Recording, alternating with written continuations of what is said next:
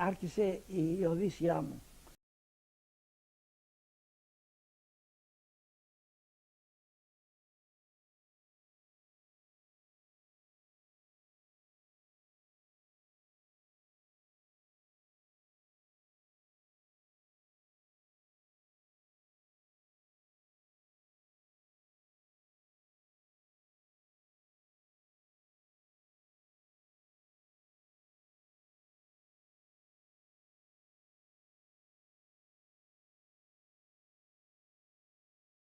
Ο γουλιάδος μου, ο Ερίκος ο Σεβίλιας, ο οποίος ήταν στο Auschwitz πέθανε με τον αριθμό. Ερίκος Σεβίλιας από την Αθήνα.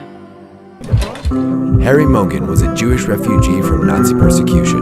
He reached the United States and became a soldier and a liberator. And you saw women on the floor, on wooden pallets. When I say women, you saw skeletons. Rags hanging on them, no shoes, bones instead of faces. And the stench was so horrible. It's hard to describe. What the American soldiers found at Ohrdruf, a subcamp of Buchenwald, was so grisly that General Dwight D. Eisenhower, then the supreme commander of the Allied Expeditionary Force in Europe, together with Generals Patton and Bradley, arrived to inspect the camp for themselves. After his visit, Eisenhower cabled, "The things I saw beggar description. The visual evidence and the verbal testimony of starvation, cruelty, and bestiality were so overpowering as to leave me a bit sick. I made the visit deliberately in order to be in a position to give first-hand evidence of these things, if ever, in the future, there develops a tendency to charge these allegations merely to propaganda." These words are now engraved on the wall of the United States Holocaust Memorial Museum in Washington, D.C. The significance of the museum's collection is that it is the most comprehensive collection of Holocaust-era artifacts in the world. It helps us tell the story, the comprehensive story of Holocaust survivors and victims who witnessed the events of the Third Reich. A number of vaults are created throughout the building to serve different types of materials needs so that we can have both the security within the different vaults as well as preservation with fire suppression systems, temperature, humidity controls. In the vault that you're standing, the personal artifacts vault, we have approximately 18,000 individual items in storage. This vault can more than double the capacity that we currently have. The collection is estimated to double in size in the next 10 to 15 years. The artifacts have come from all over the world. They have been primarily donated to us from Holocaust survivors, first-hand witnesses to the event. The sewing machines that you see were used in concentration camps to create both Nazi uniforms as well as concentration camp uniforms. They help us tell the story of slave labor, forced labor, of the individuals that were incarcerated in the concentration camps. On the count of three. 1, 2, 3.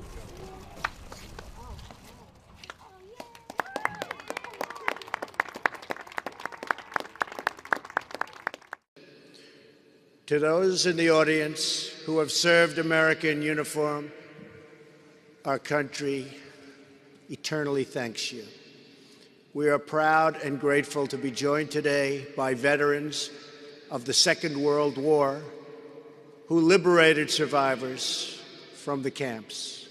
Your sacrifice helped save freedom for the world, for the entire world.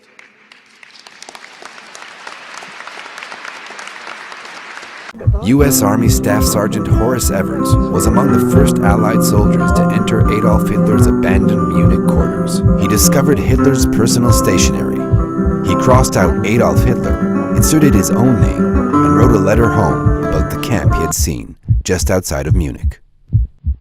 Dearest Mom and Lou, A railroad runs alongside the camp, and as we walked toward the boxcars on the track, I thought of some of the stories I previously had read about Dachau, and was glad of the chance to see for myself, just to prove once and for all that what I had heard was propaganda. But no, it wasn't propaganda at all. If anything, some of the truth had been held back. In 2 years of combat, you can imagine I have seen a lot of death. Furious deaths mostly. But nothing has ever stirred me as much as this. The first boxcar I came to had about 30 what were once humans in it. Bodies on top of each other. No telling how many. And then into the camp itself. Filthy barracks. How can people do things like that? I never believed they could. Until now. As American troops approached Dachau, they saw ghastly evidence of recent mass prisoner executions. Anger led some to shoot SS guards still at the camp, but Dachau not only fueled their rage, it also aroused their compassion.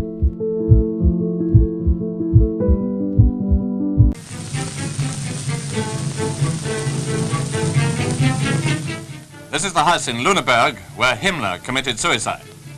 In that room, the most despicable of all German criminals contrived to take poison after arrest.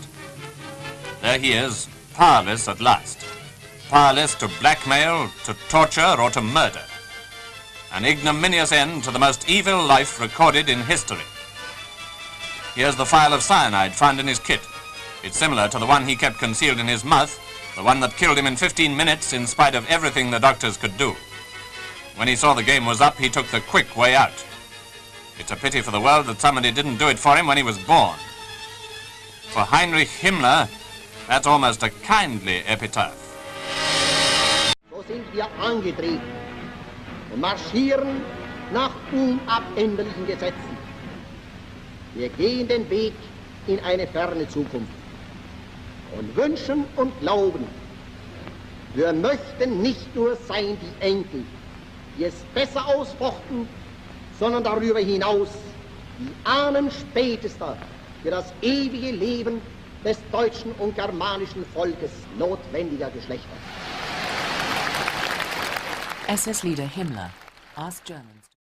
Wir hatten ja immer praktischerweise dieses personifizierte Böse in der Familie, Heinrich Himmler, der wirklich alles Böse auf sich vereinigt hat, sodass alle anderen ganz locker in seinem Schatten verschwinden konnten und automatisch eigentlich als kleine Fische erscheinen mussten neben ihm. Das hatte eben lange zur Folge oder hat bis heute in Teilen der Familie zur Folge, dass nicht kritisch hinterfragt wird, was haben die anderen Familienmitglieder eigentlich damit zu tun gehabt. Das war eine ganz starke Entlastungsfunktion, die Heinrich da übernommen hat für den Rest der Familie. Und ich denke mal, dass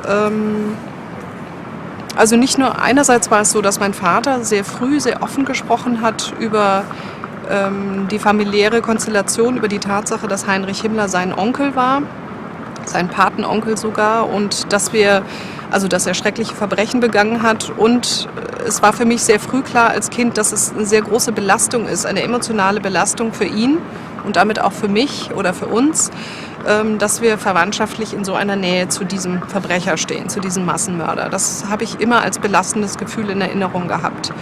Und es war eigentlich auch so, dass meine Schwester und ich als Kinder